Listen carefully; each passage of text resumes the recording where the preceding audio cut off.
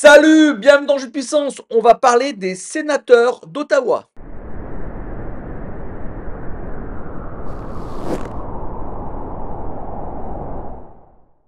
Depuis 2017, les sénateurs d'Ottawa n'ont pas connu les playoffs et la saison dernière, ça n'a pas été terrible. Bon, ils n'ont pas eu beaucoup de chance, beaucoup de blessures. Un joueur comme Shane Pinto qui a raté la moitié de la saison pour des raisons un peu obscures de paris sportifs. Un gardien qui n'a pas été vraiment à la hauteur, Corpissalo. Une défense qui a laissé beaucoup, beaucoup de trous et donc 7e de cette, division atlantique. Est-ce qu'il y a eu des changements? Oui, il y a eu des changements. Il y a eu des changements, l'entraîneur a changé, le directeur général a changé. Est-ce que le directeur général a fait du bon boulot? On va voir ça tout de suite et on regarde en attaque. En attaque, on voit qu'on est allé chercher un peu de profondeur. On est allé chercher David Perron, un très, très bon joueur, de power play. David Perron qui jouait la saison dernière aux Red Wings de Détroit pour renforcer ce top 6 et on est allé chercher aussi un peu de profondeur pour le bottom 6 avec, Michael Amadio qui vient de Las Vegas, des Golden Knights. Un joueur un peu sous-estimé à mon avis et qui fera, très, très bien pour les sénateurs d'Ottawa. On est aussi allé chercher Noah, Gregor pour cette 4e ligne, mais on va plutôt parler, du top 6, hein, avec des joueurs qui, pourtant ont fait une bonne saison, hein. Brady Tkachuk, 37 buts, 74 points.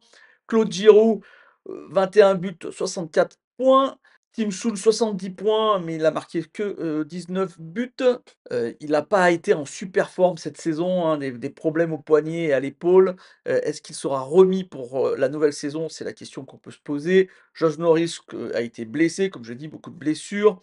Josh Norris, 25 ans, on sait pas trop ce que ça peut donner, beaucoup, beaucoup de blessures pour ce jeune joueur. Ces saisons, dernièrement ont été difficiles, hein, il faut le dire, ont été difficiles. Bon, je pense que c'est une année où il faudra voir s'il va encore se blesser. En plus, c'est pas un joueur qui sera facilement échangeable s'il est beaucoup blessé et c'est un joueur qui peut même finir, sa carrière dans la liste des joueurs avec, des blessures, sévères, à long terme.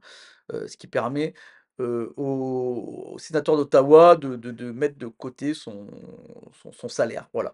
Donc on verra ça cette saison et d'ailleurs, c'est le 2e centre et Sean Pinto qui revient donc qui est revenu en fin de saison l'année dernière, qui tourne plutôt pas mal et qui, a signé un contrat de 2 ans avec, les sénateurs d'Ottawa et qui est là pour montrer, ce qu'il vaut. Donc Sean Pinto, pourrait être, vraiment, un joueur qui va se montrer, qui va être intéressant à avoir joué, cette saison et il faudra, voir, s'il ne prendra pas justement cette place de 2e centre à Josh Norris si celui-ci est trop blessé. La défense, on a fait partir Jacob Chychrun du côté de Washington. On espérait beaucoup de lui la saison dernière, malheureusement, ça n'a pas été terrible, hein, il faut le dire. On a récupéré un vétéran, Nick Jensen, pour justement secondé Thomas Chabot qui est très bon offensivement, mais qui laisse à désirer défensivement et Nick Jensen est là justement pour pallier à cela. Le 2e duo sera Jack Sanderson et Artem Zoub qui sont à peu près dans le même style, hein. Jack Sanderson qui est un défenseur, offensif et Artem Zoub qui est un gros bonhomme qui est là, pour défendre.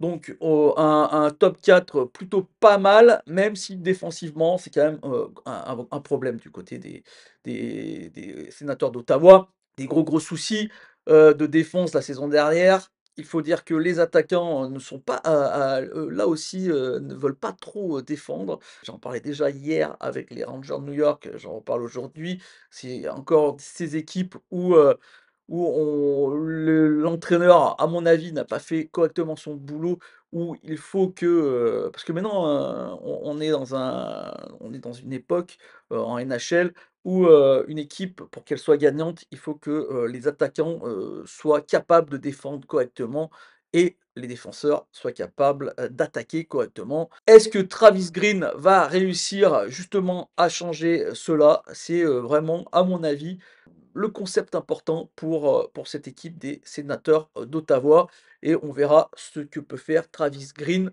là-dessus. Point positif, c'est que au niveau des gardiens, ils sont allés chercher un gardien suédois de 30 ans qui a fait beaucoup parler de lui ces dernières saisons, c'est Ullmark, Linus Ullmark qui arrive dans une cage des sénateurs d'Ottawa, qui a des difficultés depuis des années et des années.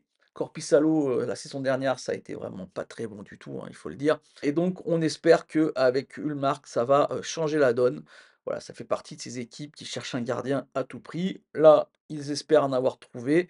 Attention, on a déjà vu des bons gardiens venir du côté des sénateurs d'Ottawa et pas vraiment faire le taf, hein. Mes prédictions pour cette équipe des sénateurs d'Ottawa, ils sont dans une division atlantique qui est très très compliquée. Vraiment très très compliquée, c'est vraiment pas de chance.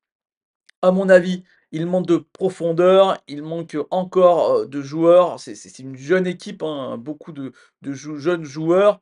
Il manque encore un peu d'expérience, même s'ils sont allés chercher, David Perron et Nick Jensen. Mais, ça manque, encore, d'expérience pour ces jeunes joueurs pour aller un peu plus haut. Donc je pense qu'il y a encore un ou 2 ou peut-être 3 ans à attendre pour les fans des Sénateurs d'Ottawa pour revoir cette équipe en playoff. Cette saison, ça me paraît vraiment très, très compliqué, je rappelle, pour ceux qui ne sont pas habitués à la NHL que, chaque équipe, est dans une division, qu'il faut qu'ils aillent chercher leur qualification ou dans les 3 premières places de cette division ou, dans les 2 meilleures places de la conférence qui restent, après avoir récupéré après que les 6 sont tous à qualifier, les 6 équipes, 3 dans chaque division.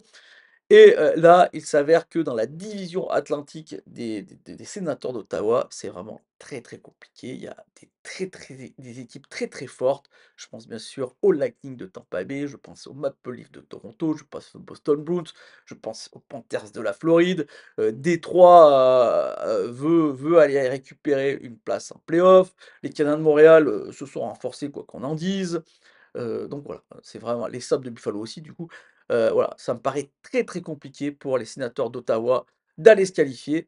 Mais, comme on le dit, si jeunesse il y a, peut-être que, surprise il peut avoir et ça pourrait faire comme la saison dernière les Flyers, une équipe qui se bat jusqu'au bout pour aller récupérer une place en play-off. Bon, dans tous les cas, c'est pas cette équipe qui va gagner, la coupe Stanley, ça c'est évident. Mais une place en play-off, ça va se battre, ça va se battre. Moi, je ne les vois pas se qualifier, mais la NHL est tellement serrée que tout est possible. Voilà, j'espère que cette vidéo vous a plu. Si c'est le cas, n'hésitez pas à me faire un petit like, un petit commentaire ou la partager. Et justement, demain, on parlera des Flyers de Philadelphie. Allez, ciao!